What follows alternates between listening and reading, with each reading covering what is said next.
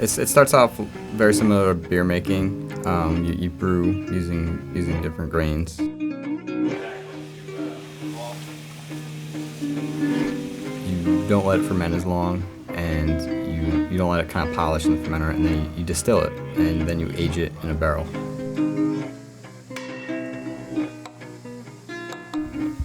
So I think it all started through an appreciation and a love of enjoying whiskey and beer and other spirits and wine. First time we made it, it was surprisingly good. I mean, I wouldn't consider it good by standards of what we learned how to do, but it was, in my opinion, we set off and I was like, all right, well, by the time this is done, we may have some whiskey kind of tasting thing. You didn't have a lot of faith that the barrels would work. No, I didn't have the small barrels and just what the surprise was that, like, I don't know if it's because is it not that complicated to make, or was it luck? I mean, I think it was just some luck, really. And just the feedback was just tremendous. That combined with, working at it, repeating the process, and that was just totally completely just uplifting and yeah, fantastic.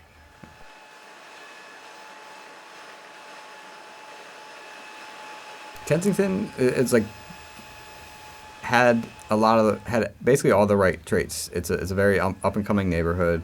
There's a very local kind of feel, like buy local. One of the things that Brian and I are both really proud of is are the efforts that we're making to be sustainable and to be local.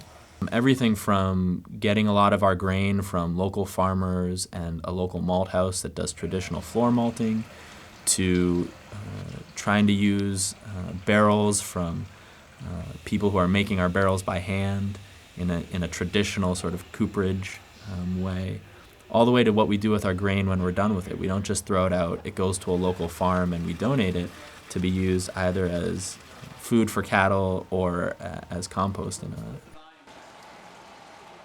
We really care about where our whiskey comes from and how it's made and what happens afterwards. We live around here, and to be honest, we're mostly interested in selling to people around here. Zach, we gotta drain this.